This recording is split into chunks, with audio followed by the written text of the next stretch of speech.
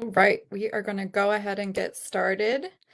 Thank you for logging on to today's webinar, Conversations That Inspire Change, A Taste of Motivational Interviewing. My name is Marla Kaufman, and I'm the Senior Communication and Health Promotion Associate at IRETA. I'll be moderating our webinar today. I would like to go over some quick housekeeping items about how to use the WebEx technology and how to access continuing education credits. First, we would like to encourage you all to participate in today's webinar in a few ways. If you have questions for our presenter or are experiencing any technical issues, please use either the chat function or the Q&A panel to communicate your questions. Our presenter, Marian Frick Rigsbee, will take questions throughout the webinar. Feel free to submit your questions through the chat or Q&A box at any time. This webinar is approved for 1.5 PCB and/or NADAC credits, which are free. A certificate of attendance will also be available to download from your My IRETA account. Please take note that it will take up to 48 hours for your CEUs and certificate to be available in your My IRETA profile because we have to cross-check your attendance with WebEx following the webinar. After the webinar, you'll receive a follow-up email. This email will include a link to an evaluation form for the webinar, as well as more information on how to access your certificate of attendance and continuing education credits. We may send you an additional email to remind you of the evaluation. I would now like to introduce today's presenter. Marian Frick Rigsbee, LCSW, MAC, is based out of Indianapolis, Indiana. Her experience includes community mental health, school social work, homelessness prevention, and psychiatric consultation. Marian offers therapy for adults and provides education, training, and coaching in motivational interviewing and acceptance and commitment therapy. She is a member of the Motivational Interviewing Network of Trainers and a STAR behavioral health provider. Okay, Marian, if you are ready, I will pass things over to you. Thank you so much, Marla. Hello, everyone. Welcome to Conversations That Inspire Change, a taste of motivational interviewing. And thank you for being here and for being the type of worker that cares enough about your work and your clients, and maybe your family or friends, depending on your experience with substance use, that cares enough about your work that you are willing to show up here over lunchtime, no less, to learn a little bit about something that I hope will be helpful to you in your work in addictions.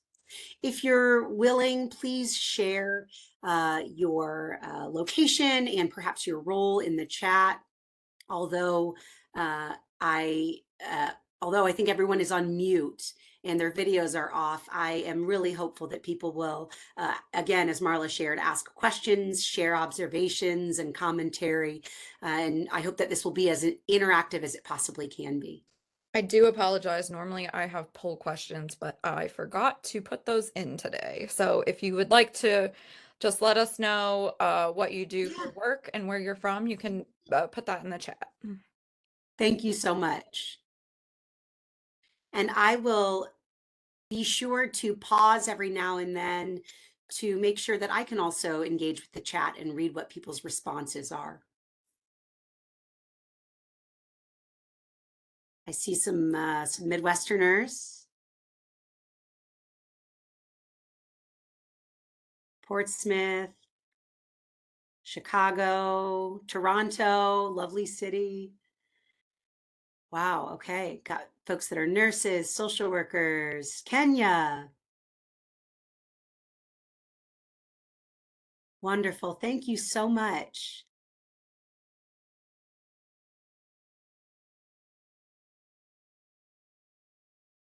A lot of public health nurses, social workers. Thank you so much for being here. I'm going to continue looking at that as we move through this information.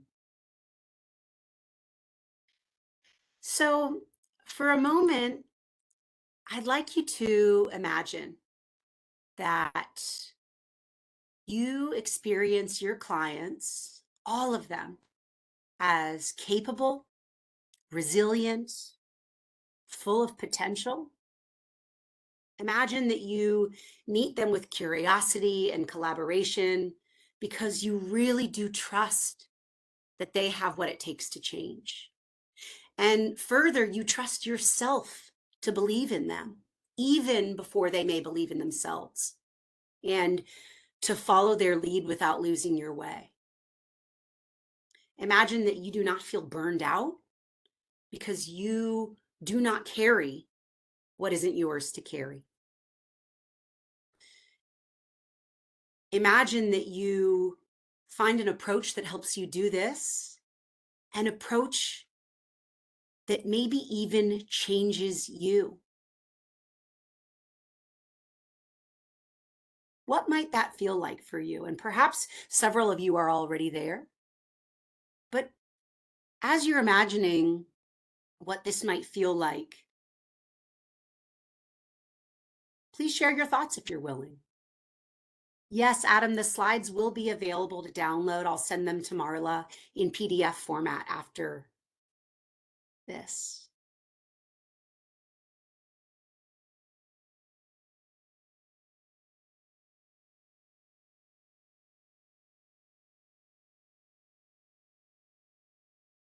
If any part of that felt intriguing or maybe even a little impossible, you're in the right place.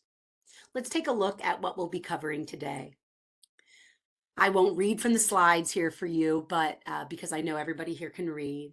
But these are the objectives for today. Essentially, I just want to give everyone a taste of motivational interviewing, be able to describe the relational and technical components of MI, also known as the spirit and the skills, and also describe how MI relates to the 8 elements of effective clinicians. So what over 70 years of research in psychotherapy tells us about what makes helpers effective.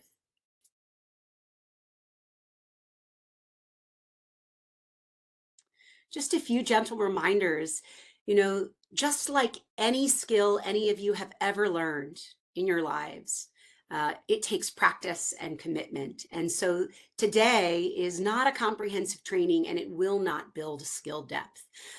If you were today to sign up for a 1-hour, viola class or cello class, you might be able to pluck a few strings and maybe, if you're lucky, be able to, perform a little bit of a song, but you wouldn't be able to play extemporaneously. You wouldn't be able to improvise or play in every single setting. And that the same goes for talking about and maybe even learning about motivational interviewing today.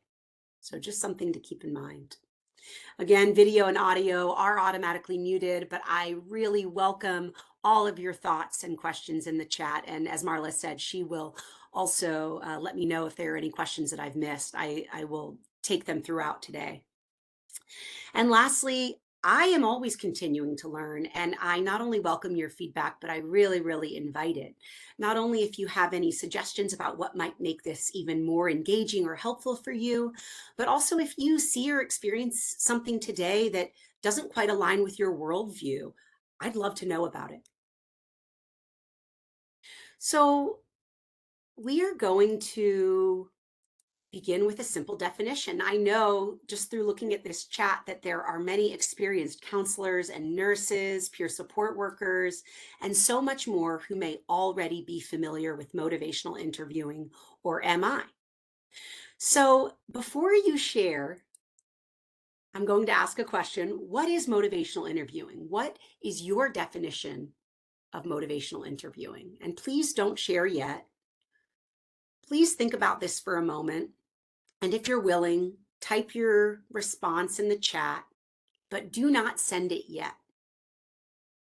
I'm going to give you a few moments to think about what motivational interviewing is or means to you. And then I'll count down from 5. And when I get to 0, please press enter and share your definition. And hopefully we will see a waterfall of MI definitions. So what is motivational interviewing? 5, 4, 3, 2, 1. And press enter if you have a definition. a particular way of talking with people about change. I'm seeing wonderful responses already. An evidence-based way to enhance someone's motivation to change. Client-focused, eliciting responses from clients, meeting where the client is and exploring their own motivations for change. Be curious, non-judgmental. Yes, yes, yes, yes, yes. I can already tell that there's an experienced group of people here. Focus on clients' self-discovery. Yes, we are client-focused and we are attuned to the client's own exploration and reasons for change. Thank you so much. Here's the official definition. It's a collaborative way of talking about change and growth to strengthen motivation and commitment. The previous definition really only included the word change. And we know that MI is effective for helping people change, but also, if you are considering, say, learning a language as I am trying to learn Spanish, and that is something that is difficult. It may not be something that I am required to do or that is necessary because my life depends on it. And yet it's a behavior change that I am making that requires some focus and commitment. So MI is a collaborative way of talking with people about change and growth to strengthen their own motivation and commitment. It's a way of encouraging clients to voice their own reasons for change rather than the clinician or the peer support worker or nurse doing so. If suffering or if shaming or blaming cured addiction, there would not be so much of it. People are coming into our services and probably what they expect is to be scolded. And MI does not do that. That is the opposite. And whether or not folks here practice MI, I have rarely seen people in our field scold or shame their clients, and yet it still may be done in some spaces. Any parallels with ACT? That's a great question, Adam. That is one of my most fervent interests right now, is how ACT and MI blend and are related. There are so many areas and ways that they are similar. I would say the primary thing that comes to mind is that they are both not protocol based and instead they are process based. I'd love to come back to that at the question and answer at the very end though. So MI opens the door to a different kind of conversation. And I'd like to start with a story.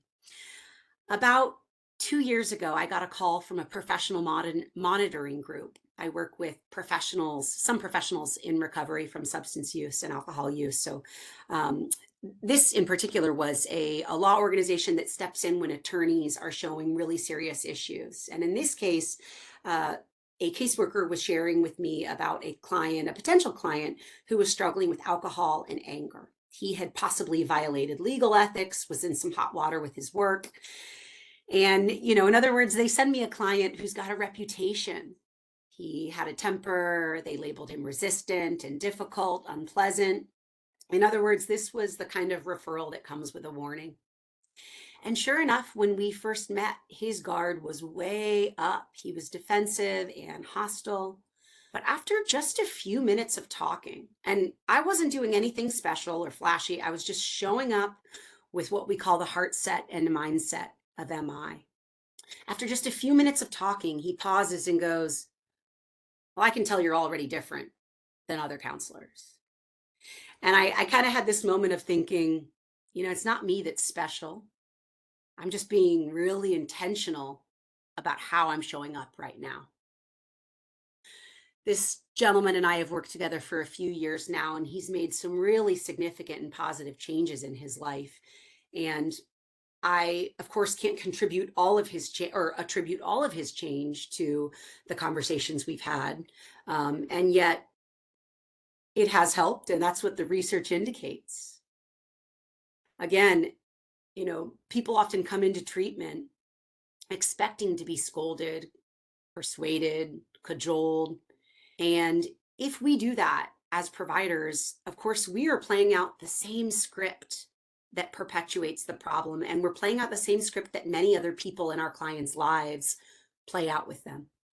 MI doesn't do that.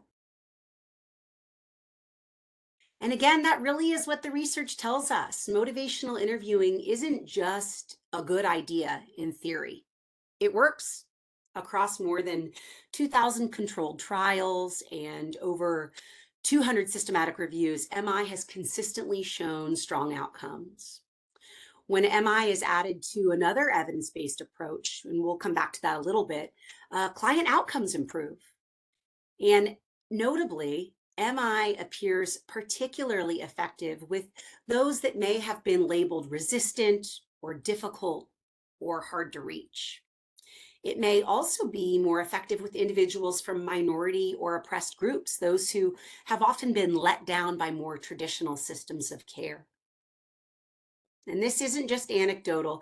This is good data that we have telling us that meeting people with empathy, with partnership and curiosity doesn't just feel like a positive way to interact with people. It is effective, even in the most challenging contexts.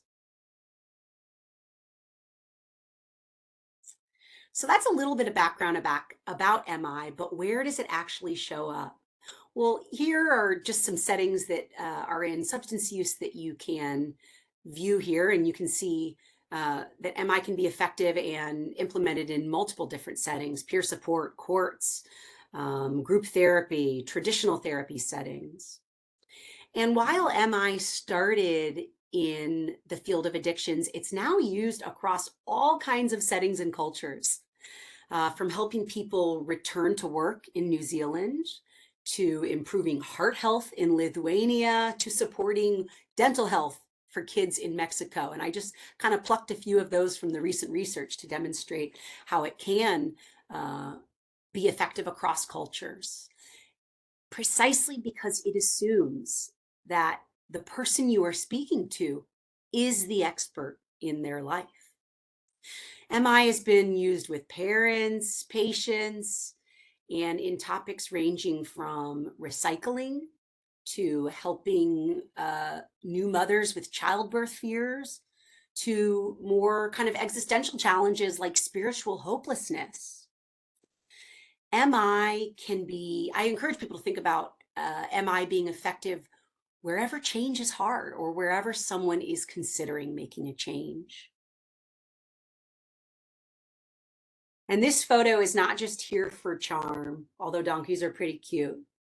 It is from a project that trained animal welfare professionals in MI to support sustainable behavior change among owners working with donkeys and mules across Asia and South America and Africa. And, this, you may be thinking, well, what on earth, are people using MI with the donkeys? No, they're not. And yet caring for animals, especially large herd animals like donkeys and horses, requires a large team of humans communicating about the care of those animals. And so it has been studied and applied as a communication tool to increase, adherence to medication regimens for the animals. So this just kind of highlights how MI can be used in really unexpected and impactful ways.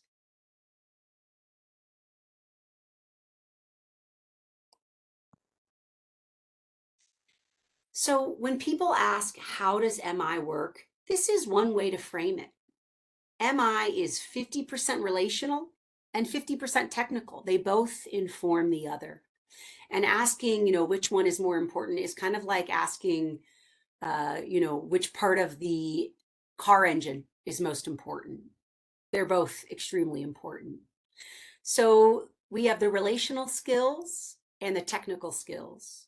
We also refer to the relational skills as, can anybody remember what the relational skills are referred to as?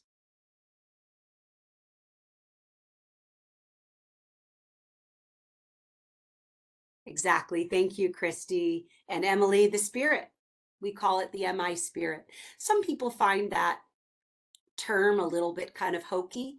If you don't like that term, that's fine. Sometimes you can, of course, say relational skills, or you might refer to it as genuine affection, even.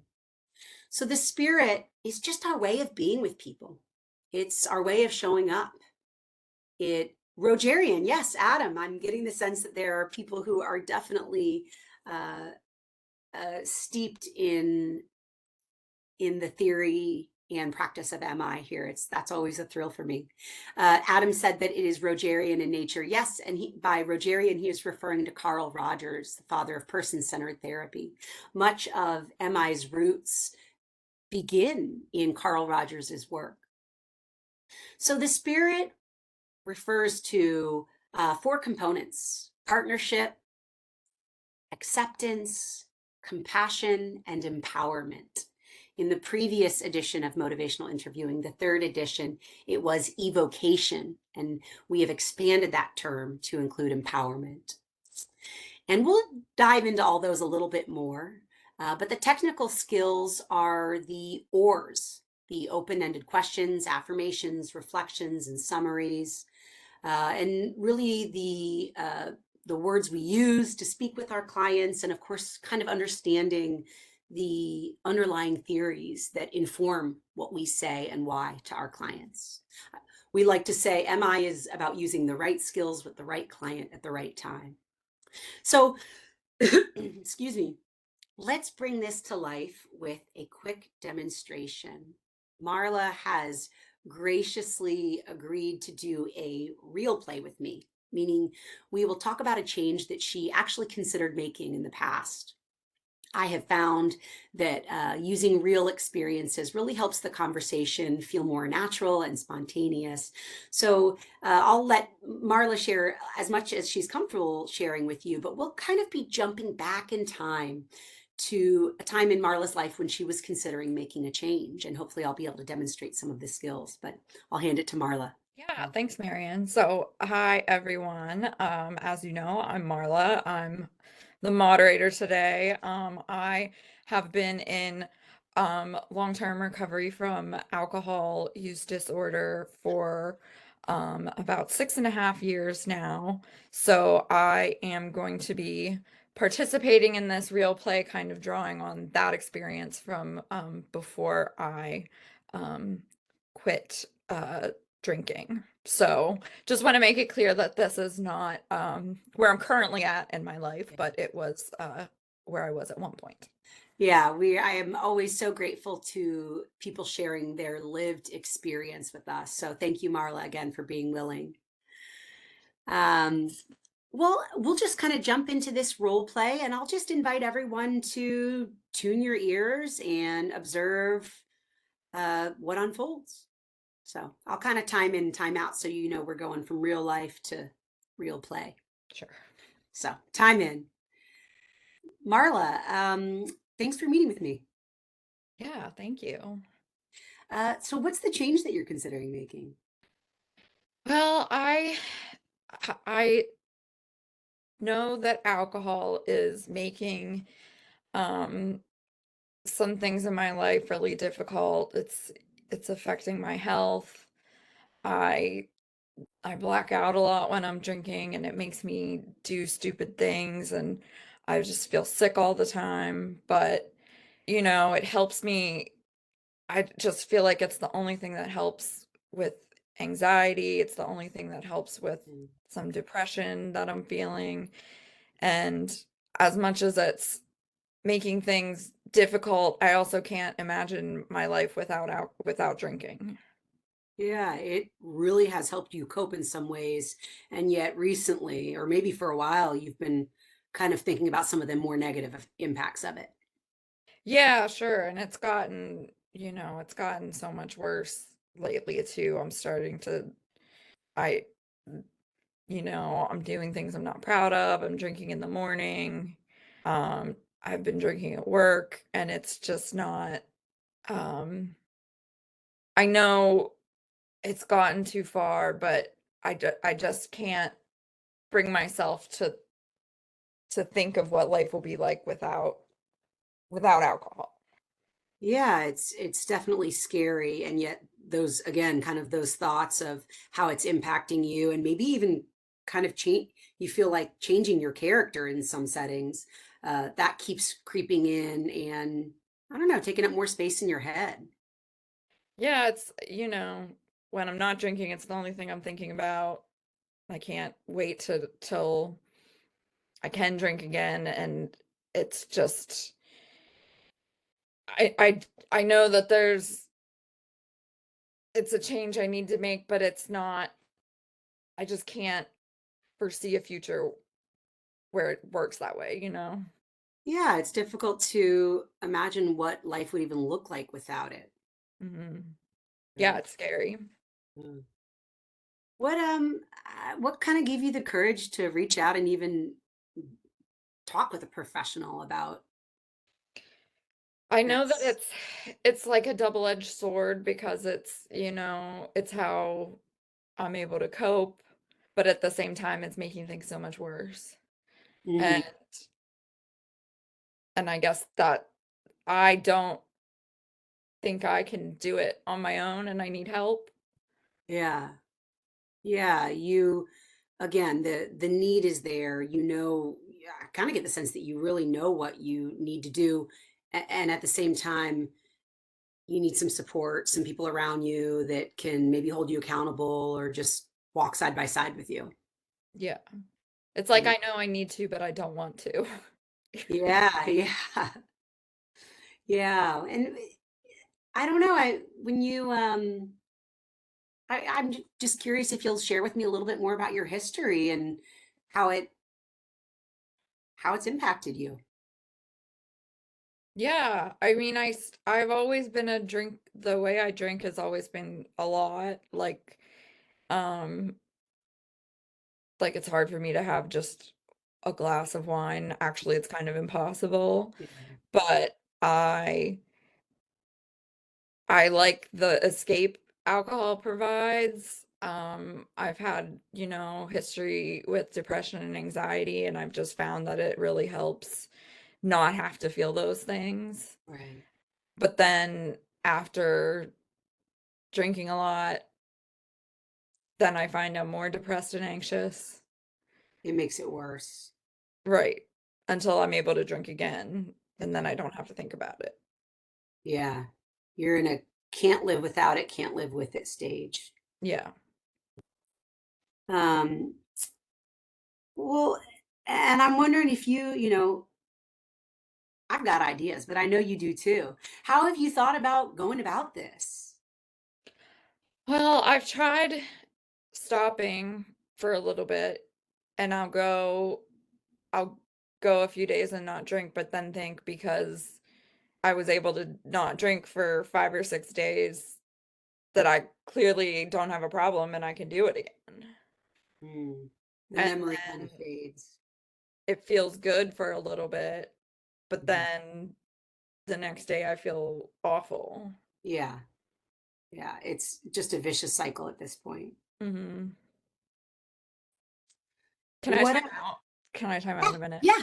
I'm sorry. It feels like I hope I'm not putting too much like AA speak into this now that I have like hindsight from it, but No, you're doing great. And actually, this is a kind of a perfect stopping point because I was thinking we'd go for about 5 minutes and we've okay, reached great. that. So All right. Well, I hope thank that you. was helpful. It's very helpful. Thank you, Marla. Let's all give her, even though you're on pause or everybody's on mute, if we could give Marla a round of applause for being willing to talk. Yes, thank you. Yeah. So that was just a teeny little bit, right? Just doing, well, I won't tell you what I did. I'll invite you all to share your observations. Yes. And people are clapping virtually. What observations did you make, if any? Again, just a little snippet.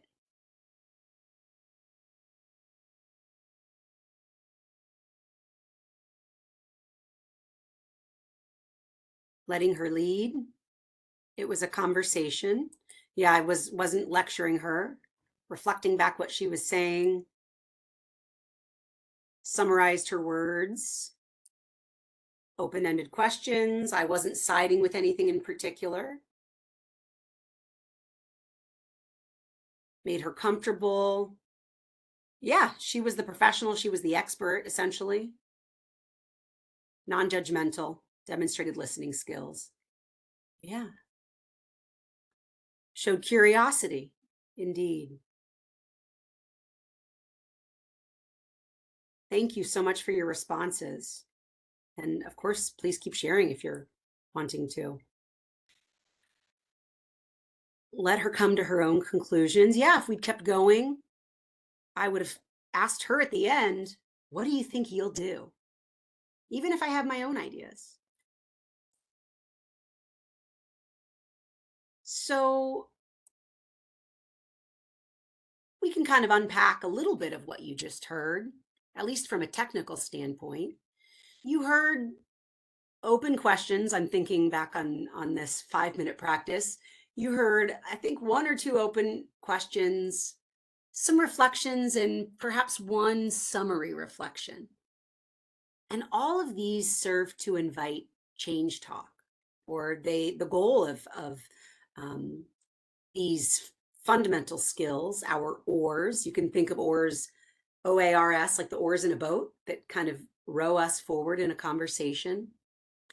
And you can see definitions on here for reference later.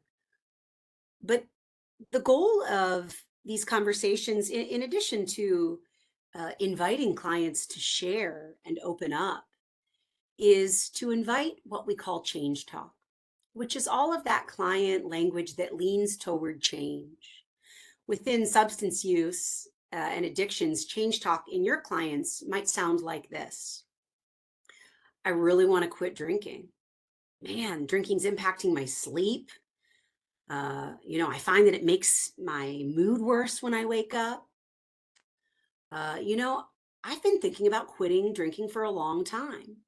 So if you hear that, it's all of that client language that leans toward change. And all of us probably intuitively kind of go, yeah, great, when we hear clients sharing statements like that, because it indicates uh, some internal motivation to change, we think.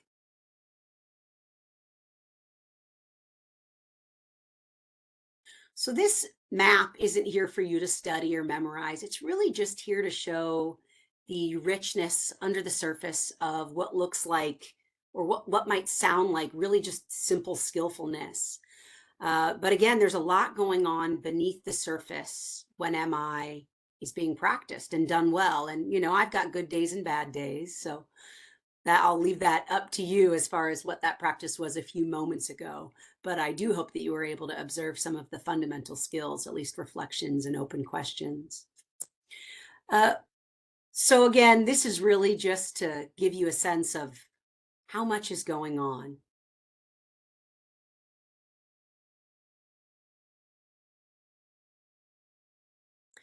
What are you all making of this so far? And what questions might you have?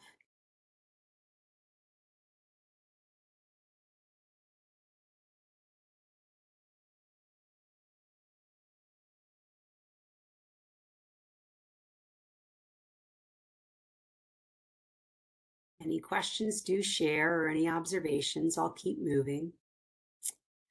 One thing I want to draw people's attention to is in the middle, underneath relational skills. There are two bubbles that are kind of overlapping with relational and technical skills. I have the words taking the lower place. And it has been said, I believe it was Bill Miller, who is, as many of you know, one of the founders of Motivational Interviewing. He said this very succinctly: MI begins by yielding. The way we are with clients and the stance that we inhabit in MI communicates to our clients, you are in charge. You are the decision maker. Central practices or important practices of MI that involve taking the lower place include respectful listening, speaking less than the client, asking questions with non-judgmental curiosity, and most importantly, supporting people's autonomy. And we do this explicitly with statements like, you're in charge. This is up to you. That's a decision only you can make. Or questions like, what do you think you will do? And in this way, this is what we refer to as taking the lower place in social dominance theory. Yes, I'm reading some statements here and some questions. Roland asked, during this role play conversation, can you ask if she's ever tried AA, support groups, or therapy? Absolutely, those are important questions. At a certain point, I might have said, what have you tried already? And we can begin to explore some of the efforts she's already made or tried in the past. Megan says it feels like a side-by-side process more than leading someone to the answer. Absolutely. MI is a guiding approach. We don't just follow behind someone and we certainly let them talk, but we don't just sit back and let them wander wherever they want in the conversation. That wouldn't be helpful. And on the other end of that, we don't, lean forward and tell people what to do or where to go. We're somewhere in the middle. And that's what we refer to as, that's when we refer to it as a guiding approach. And a side-by-side process is also a beautiful way of describing it.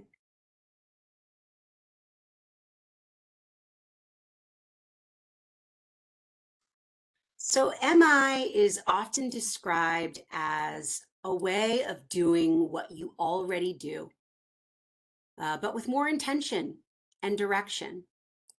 And in fact, the core elements of motivational interviewing closely align with what decades of research tell us about what makes helpers helpful.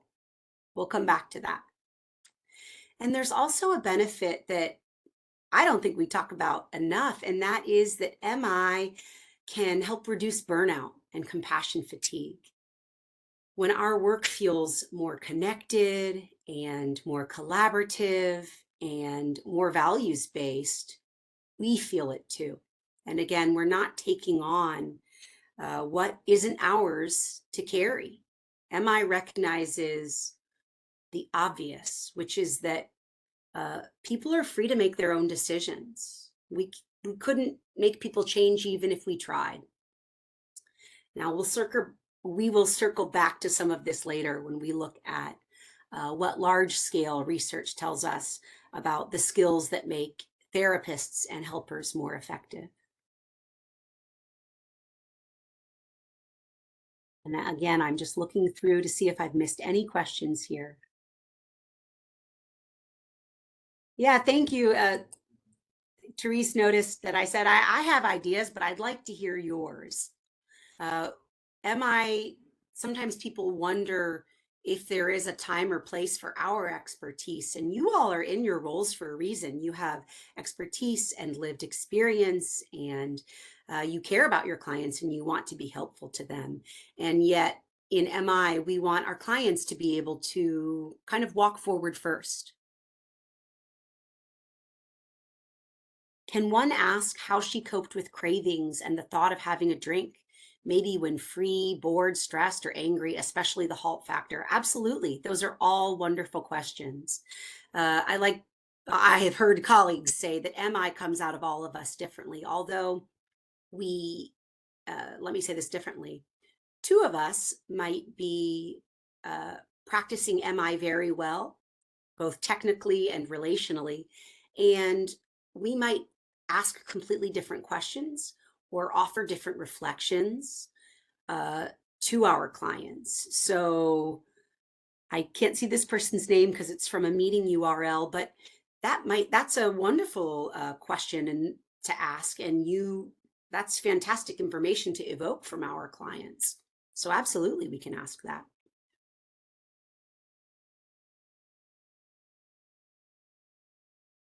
And just kind of love this image here of this trellis. What you're seeing, of course, is a trellis in a garden, the kind that you would use to support climbing plants. I don't know if there are any gardeners here. But the plants here, of course, represent different evidence-based approaches: harm reduction, cognitive behavior therapy, 12-step facilitation, medication contingency management. And the trellis itself can be thought of as motivational interviewing. It's not another plant, it is the structure that supports these plants and provides a sturdy foundation on which these plants can grow and thrive and reach the sky. So you can think of motivational interviewing as really helping create the conditions for real growth. And what we're learning about motivational interviewing and what makes helpers helpful from the research is that motivational interviewing may not just be compatible with substance use treatment, it may in fact be foundational.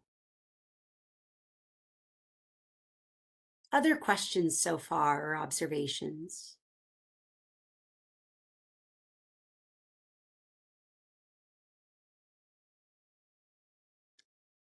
Please do share, of course.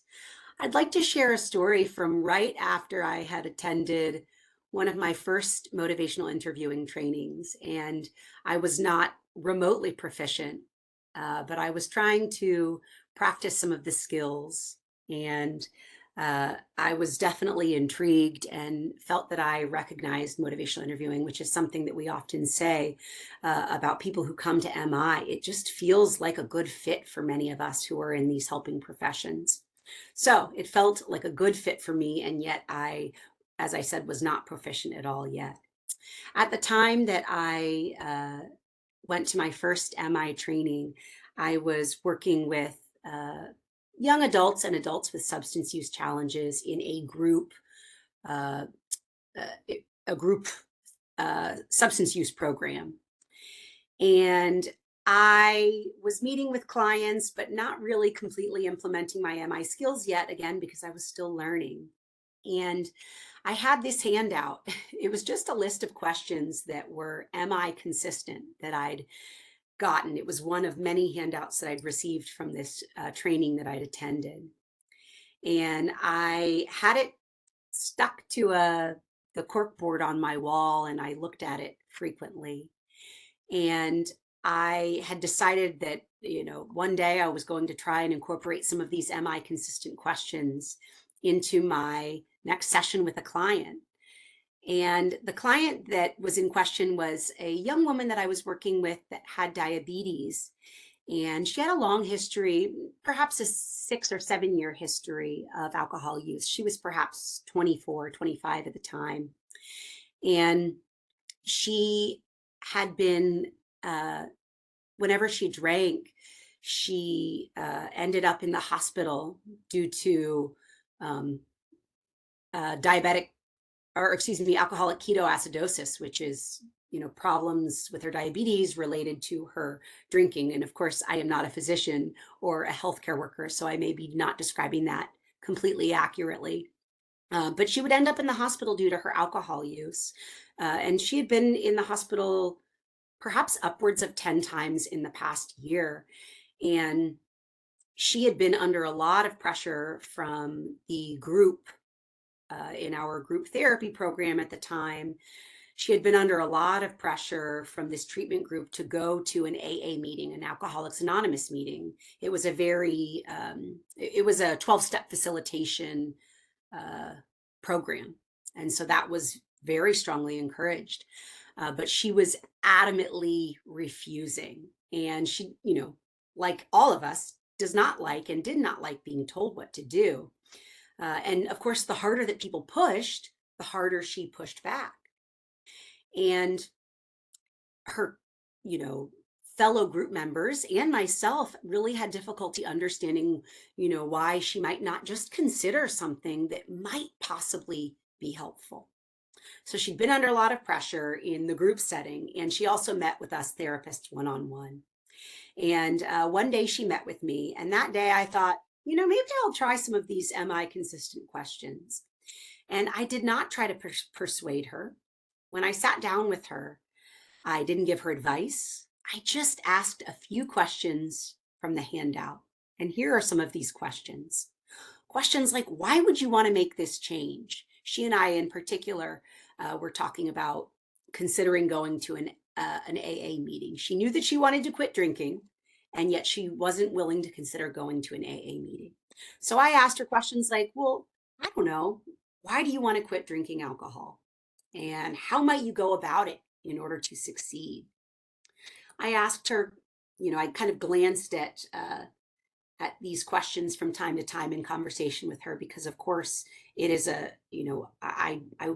MI is not prescriptive, and we can't just go down a list of questions and uh, ask questions and expect a positive result. It has to, of course, be a natural, spontaneous conversation, although I did sprinkle it with several of these helpful questions. And sure enough, she brought up this idea of AA meetings and how she didn't want to go, but in the, I suppose, privacy of a one-on-one conversation, she was a little more willing to consider it. And of course, I wasn't suggesting it or pushing it. She had brought up the fact that, everybody here keeps telling me I need to go to this AA meeting. And so I adapted some of these questions to invite her to consider why she might be open, or if she might be open to going to an AA meeting. And we had a positive, I think, pleasant conversation. I asked her at the end of our conversation, after discussing why she might go to an AA meeting and, if it might be helpful to consider, I said, "What do you think you'll do?" And she said, "I don't know. I'll let you know." And then the next day, something surprising happened. She came in the very next day, and I was just answering emails. It was kind of early. And she walked in, she smacked my door, and she said, "Hey, Marian, guess what? I went to an AA meeting." And I just kind of opened my mouth like, "All right." And she walked off to group. And, that was really enough for me to think, wow, I am going to continue pursuing motivational interviewing and learning about it. After all of this pushback and persuasion and cajoling from uh, her group members, all of whom had her best interests at heart and whom cared about her very deeply. But after all of that, all it really took to start her down that path was one conversation asking her about her reasons for possibly considering going to an AA meeting, not anyone else's. And that moment really, or that conversation really changed me too, because I saw that MI doesn't have to be perfectly delivered. Although, of course, it helps when we practice with fidelity to the model, but it doesn't have to be perfect in order to be powerful. It just has to open space for people to explore their own reasons for change. Thoughts or observations?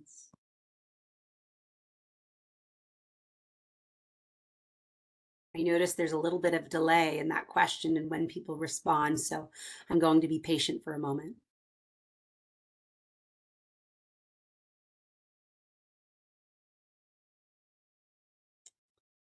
And while I'm just hearing from people, I encourage you to take a screenshot of this, or when I send out the PDF, I'll encourage you to perhaps pin it to your cork board. And as you're talking with your clients about changes that they might like to make, whether it's quitting a substance or going to an AA meeting or anything else, perhaps you'll give these questions a shot in your conversations. Yes, I also have this experience of being surprised still when they come back after having, when they come back having taken some action. Yes, Lori, it's kind of a, not only is it a joy to see our clients, take steps towards change, but it's this reminder that we do have an impact on our clients in the way we speak to them and in the questions we ask and in the way we support them. Yes, Christy says, I can really see how this can help with practitioner burnout. If you're willing to share more, I sure would love to hear, Christy. Um, it can help with practitioner burnout because we're not taking on the burdens and the pressure of having to make people change. Again, it just recognizes the obvious, which is that we cannot make people change. When was the last time anybody here told a loved one what to do? Even if it was just to tell them to pick up their coat or put the dishes away, you probably got at least a little bit of pushback. And those aren't even huge behavior changes.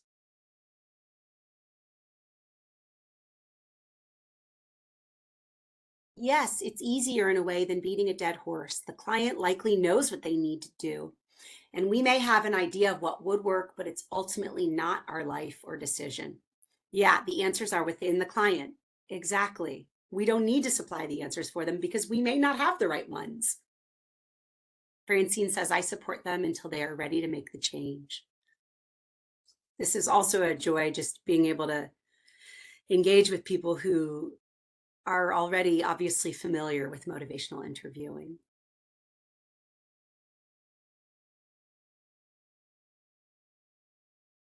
How do we overcome the objection that I've tried everything? Well, I've got some ideas, but I'm going to throw that out to the group first. How do you all overcome the objection when your clients say, I've tried it all?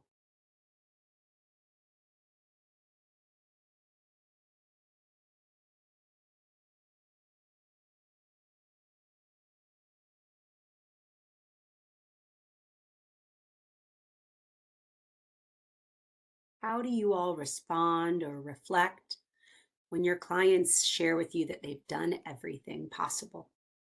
Ask them about it. That's a great question. Tell me a little bit more. What have you tried? Cognitively restructure. So Michelle might use some move into CBT. Lori says roll with that and change the subject to get more change talk. Yes, exactly. Yeah. Validate that they feel stuck. Offer a simple reflection like, you're feeling really stuck right now. You might ask what didn't work, perhaps. Christy says, I ask them what they've tried, reflect back, including the success they have. Yeah, and so perhaps if they don't recognize that they have had some success, you can reflect that back to them. Speak to or give examples of people. Speak to or give examples of people who keep coming back or keep going despite failures or unsuccessful attempts to change. So providing a little bit of hope. In MI, we might do that with one of our fundamental skills, which is asking to give advice with permission or asking to give an opinion with permission. We might say, Roland, can I kind of share with you something that's coming to mind right now? And if and only if Roland says, sure, I might say, I can think of a number of people who were in similar situations, and maybe I'll let them know of people that are in kind of program with one another, assuming that we're protecting people's identity, of course, and or let them know perhaps of maybe well-known figures that have succeeded in recovery despite many, many setbacks. And then I might check that with them by saying, what do you think of that? So that's what we call ask, provide, ask. We ask if we can share, give a little bit of information, and then check it with them.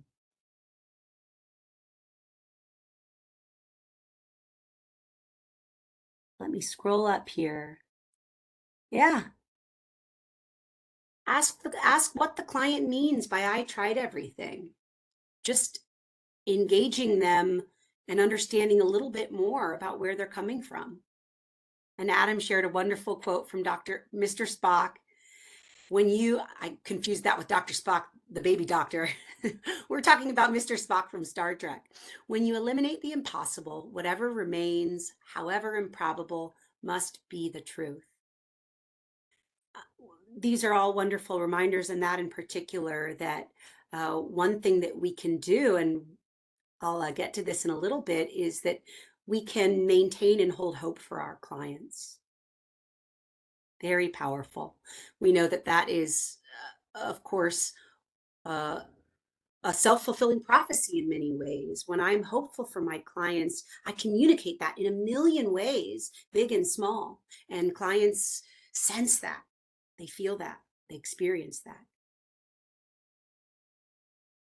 All of these are really rich, and I hope everyone's also getting a chance to read their colleagues' responses.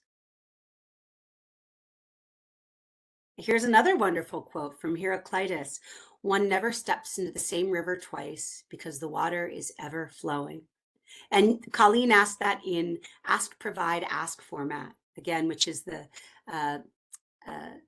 just unique way that we share advice and information and opinions in MI. Thank you.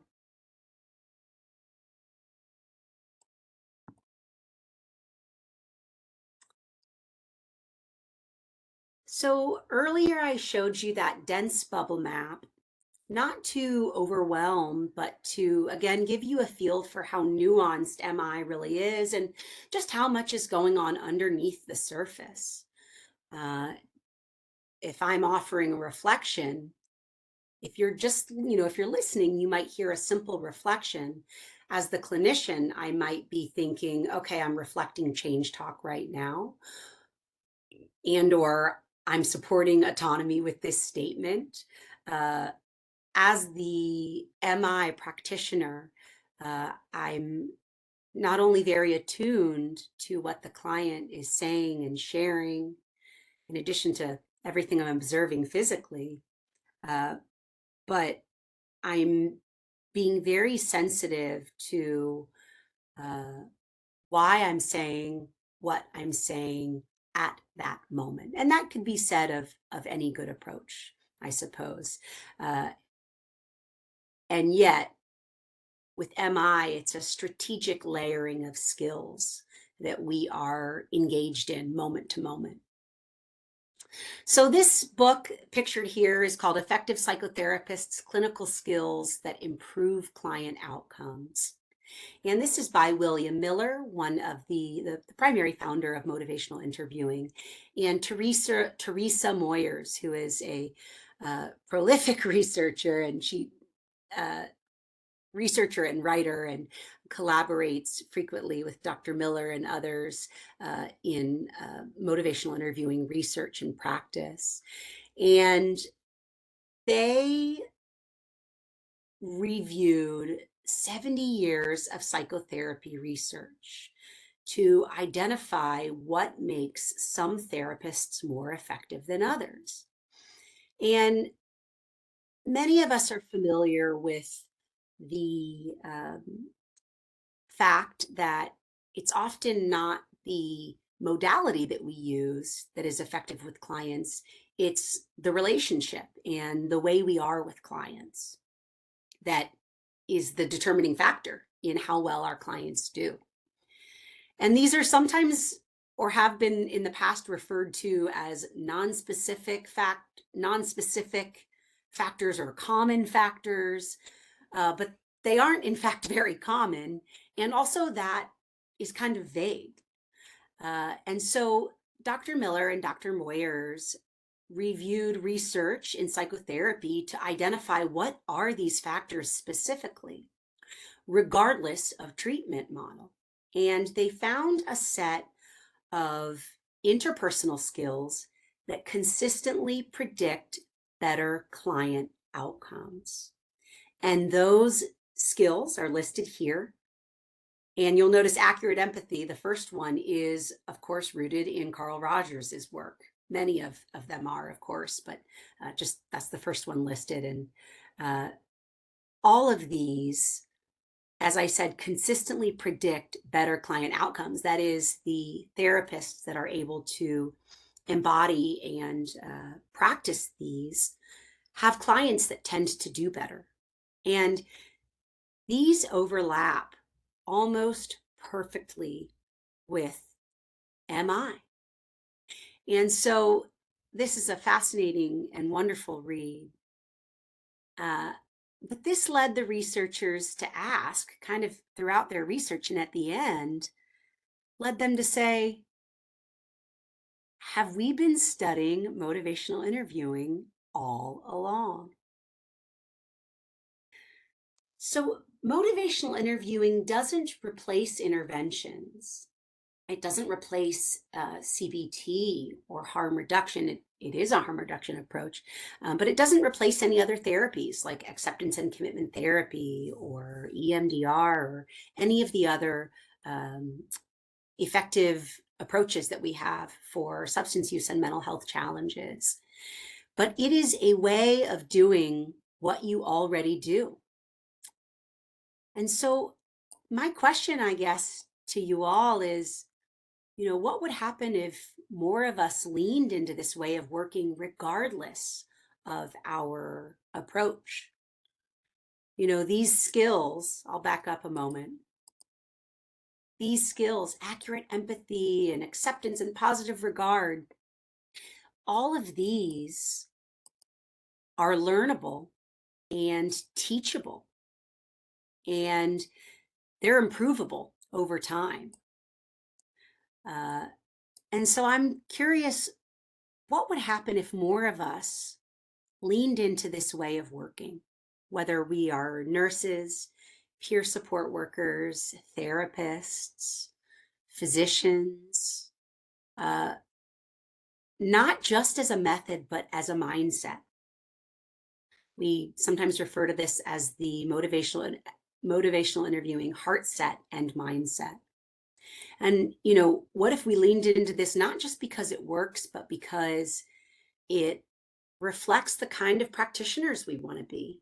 Someone who listens more than speaks, someone who sees strengths before weaknesses and holds hope for our clients, someone who respects autonomy, even when change feels urgent. And especially in this work with substance use, change often is urgent because we are watching our clients and people that we care about whose health and livelihood may be declining in real time.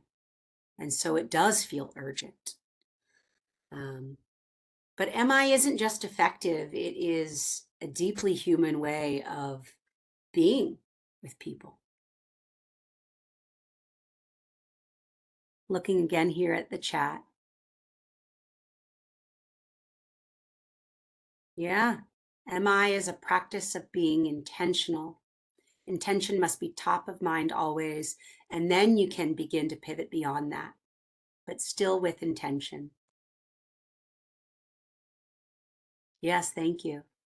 And one kind of interesting thing that I've been thinking about as I was kind of creating this is that, so one thing that effective psychotherapists, the book indicates, and that we know about these skills and those that overlap with motivational interviewing, is that each of these skills has an experiential component. So an experience, the practitioner has an internal experience, and it has an external skill or expression to go with it. And I've been thinking about AI, and I know many of us have. For better or worse, AI is part of our world. I don't know about you all, but I am, despite its drawbacks, and even though it has many, things that we want to be concerned about in terms of being able to provide care for people who might need help, I'm thrilled at the idea that we might be able to have computers or systems that could provide more and better evidence-based care for people who desperately need it. I don't know about you all, but there are more clients than I think I or any of my colleagues have the time for. So I'm thrilled about the idea of some of these systems and AI systems being able to help us. But if there is an experiential component, right, this human component, this experience that we as practitioners have, right, hope. If I have this internal experience of being hopeful for clients, and if there is an external or technical expression or skill, so there's internal and external components of each of these. AI can do the external component, but I'm wondering if it can do the internal component. I don't know. I don't think so, because computers aren't people, but something to think about. This is something that, at least for now, I think only a human can do. A little bit of a tangent, but something that I've been thinking about as I think about both the internal experience we have as practitioners have, as well as the external expression of it. And we are doing really, really well on time, about 10 minutes ahead. So we can move to questions and observations now if folks would like. I'm seeing some great questions in the chat. Someone also asked about acceptance and commitment therapy and motivational interviewing, so I won't forget that. Autumn asks, do you feel like MI can be implemented even after an established relationship has been made? So in essence, do you feel it could be a smooth transition to MI, or would it be difficult to try switching tactics? That's an interesting question. I think it could be difficult insofar as it's a difficult skill to learn. But I don't think that, I don't think it, I think it would be difficult on the client's end only if someone had a drastically different approach to begin with. Everybody, at least in this chat, the way you're asking questions and reflecting back what I'm saying tells me that many of you practice in a way that MI might already feel familiar to you. So I'm getting the sense that most people here are person-centered, is another way of saying that. So I think it could be a smooth transition. And if you're worried or thinking like, gosh, I wonder if my clients are going to notice this big change, you know, we know that genuineness is important. That's one of those skills that's very important in motivational interviewing, or qualities, important in motivational interviewing and just with all effective helpers.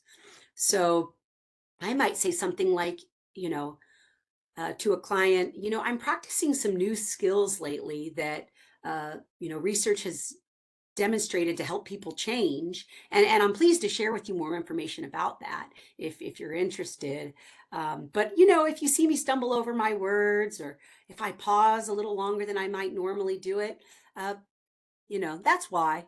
I might just communicate it like that to clients. Uh, all of us who have practiced new skills because we've been trying them out from school, or because we took a training recently. I don't know about you all, but when I express that to clients and share with them, I might be doing something a little bit differently, or hey, can I try this new exercise? My experience is that clients feel almost honored that I'm willing to try something new with them, not only because it requires a level of trust of the client, but also that I think that they sense that we're trying to be better and trying to improve. Do let me know if that answers your question or not. I have heard skepticism from harm reduction advocates about MI. They believe that using MI starts with a goal of abstinence rather than reduced harm. What do you think? So, yeah, I really appreciate that. MI doesn't have one stated goal. It is about growth and change. My understanding about the definition of harm reduction is that it is any positive change. And I'm referring to my favorite harm reduction book. I've got it back there, but I'm referring to my understanding of harm reduction, which is any positive change. And I don't believe that MI doesn't start with a goal of abstinence because it is client centered. And if the client identifies that they would like to start with a goal of abstinence, then we support them in that.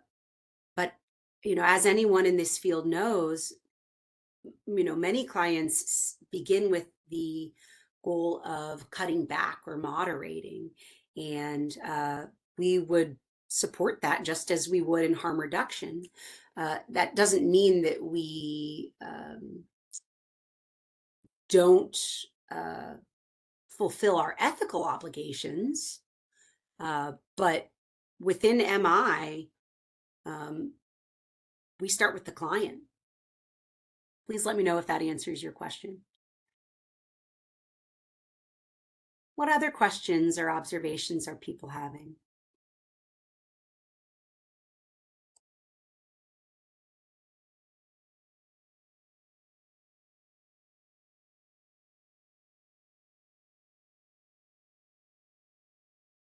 How do you train acceptance or genuineness for new counselors?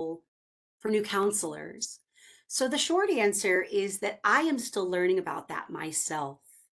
Uh, the longer answer is that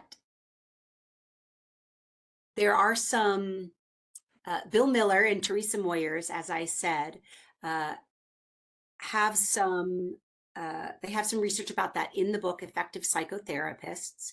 And there are some exercises available, which I can't recall at this time, but I have it right here because I was just reading about this the other day, and I'd be pleased to get back with you. There's a great genuineness exercise that I was reading about, although can't recall off the top of my head.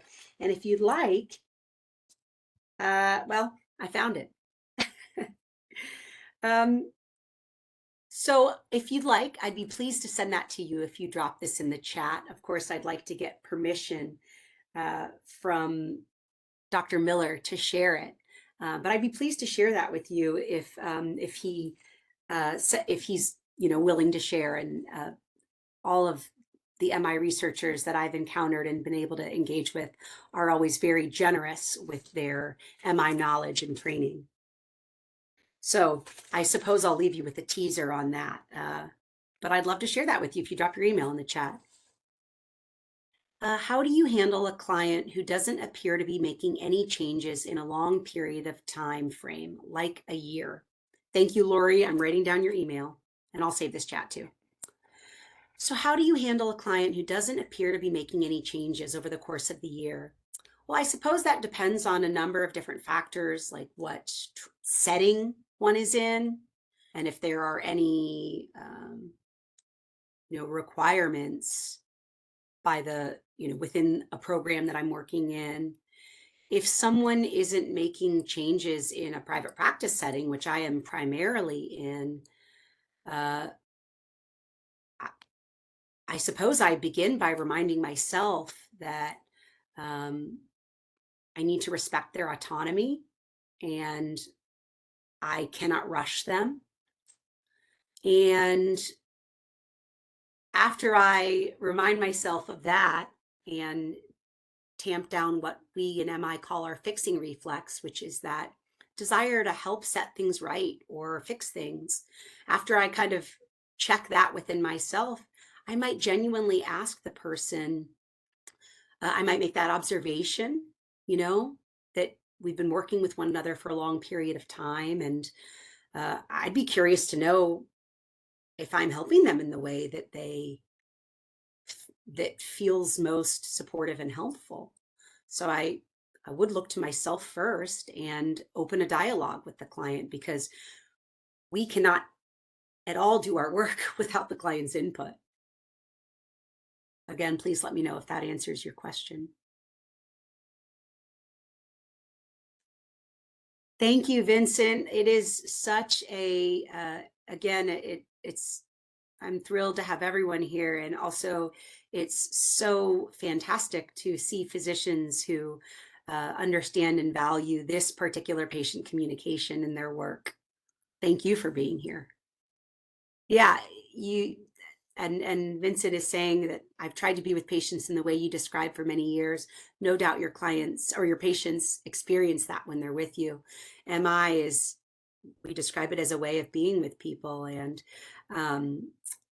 this is exactly what we refer to when we say that many people who come to motivational interviewing training, whether it's an hour or it's a 3-day long training, kind of go, this feels familiar. This feels right to me. I've been doing this for a while.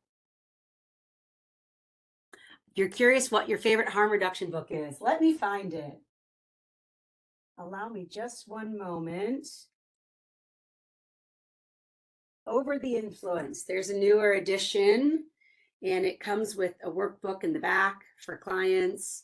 And they define harm reduction as any positive change. And to me, that blends beautifully with MI because it frees me up from having particular expectations of clients. So Over the Influence, second edition, The Harm Reduction Guide to Controlling Your Drug and Alcohol Use by Pat Denning and Jeannie Little, two absolute pioneers in the area of harm reduction. Any, Oh, yeah, someone also asked if you knew of any other upcoming webinars that you could share with the group. yeah, Um, that would be helpful. I know, yeah, unfortunately, IREDA's probably going to be um, on pause with webinars throughout the summer while we do our medical student fellowship, but we'll be back yeah, with webinars in August. But if of you know of course. any great ones. Yeah, so I would encourage you to visit Motivational Interviewing Network of Trainers website, and I'll type that in the chat. It's www.motivationalinterviewing.org. As I said, that's an organization of MI practitioners like myself who are dedicated to high quality practice and promotion of MI. And it is as I said, a very generous learning community. If you go to that website and you look at trainings, there are all sorts of trainings by a number of different wonderful MI practitioners. I have a few of mine on there as well. But some are free, some are low cost. Uh, but that would be a great place to start in terms of looking for high quality motivational interviewing trainings. And if you most or many of the practitioners link to their websites so you can see what other trainings they might be offering. So that's kind of the best hub for MI trainings.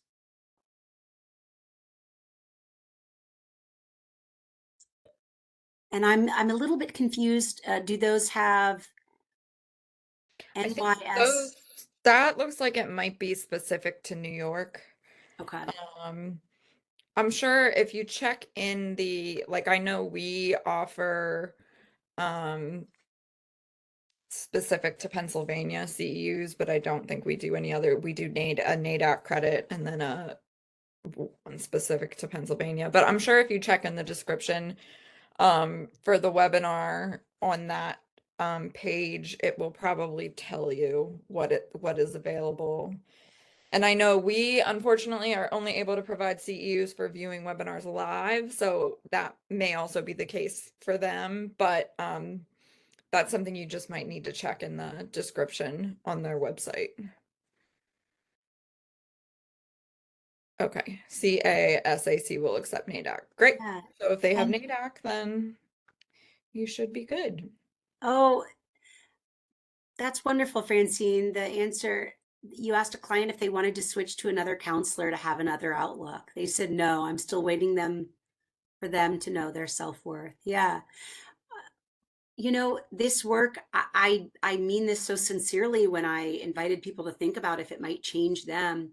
This work has made, you know, inhabiting and practicing MI has made me absolutely more humble about my abilities and more patient with clients, which clients experience. I hope, my sense is that they do because they don't feel rushed.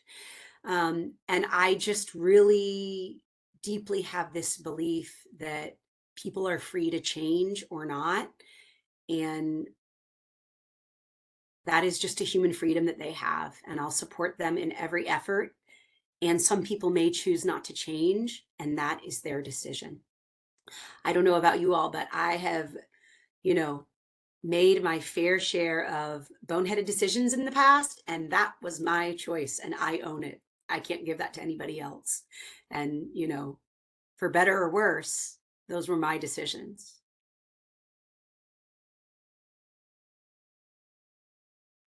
All right. Well, thank you so much, Marian. This has been a wonderful session. You also have such a relaxing voice. I could listen to you talk all day. Thank you so much. Um, That's wonderful to hear. Um, I Thank am you, going everyone. to just go over some last minute housekeeping items. Please excuse my dog making noises. He wants to go eat lunch. But I'm going to go over some last minute housekeeping items. Thanks again, everyone, for your great questions and your participation today. Thanks again to Marian for such a wonderful webinar. We would like to remind all participants that a PDF of today's PowerPoint, along with the recording of today's presentation, will be uploaded to the webinar library located on IREDA's website sometime soon. I now want to remind you all of our evaluation and CEU process. You will receive a follow-up email from us. It will include a link to the evaluation and step-by-step instructions on how to obtain CEUs. Please note it will take up to 48 hours for your CEUs to become available because our system has to cross-check attendance with WebEx. We would like to request that you fill out our evaluation. It should take no more than 2 minutes of your time. Again, we want to thank everyone for taking time out of your day to participate. If you have any questions at all, please email us. The email address is info@ireddit.org, or you can reach me directly at marla@ireddit.org. And And with that, may go I say ahead. one more thing? Those of you, I saved your emails in the chat, and those of you, it may take me a few days to get back to you, but I will be thrilled to follow up with information on training genuineness and acceptance. All right. Thanks so much. Thank you And so much, Marla, and everyone. yes, you're welcome. Have a great day, everyone. Bye. Bye.